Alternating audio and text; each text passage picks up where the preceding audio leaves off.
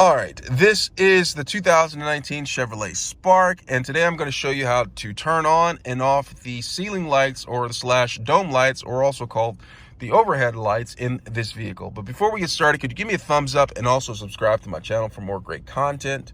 I'll appreciate it tremendously. All right, so let's get started. So I'm sitting in the driver's side part of the vehicle behind the steering wheel. I'm going to look towards the center at the ceiling. And do you see this right here? This right here is where you control the overhead lights, the ceiling lights. Right now, it is currently in the off position. Do you see this right here? If it is over here where you have that sun with the cross going through, that means it is off. That means even if you open the door, the light will not come on. All right, so that is the off feature. But if you want to have the controls to where they come on when you open the doors, put it towards the center. See how it's in the center right here? All right, I'm gonna open the door.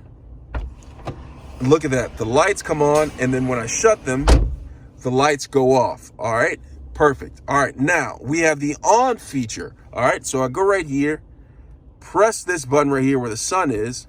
That is the on feature. The lights will stay on regardless if you open or shut the door.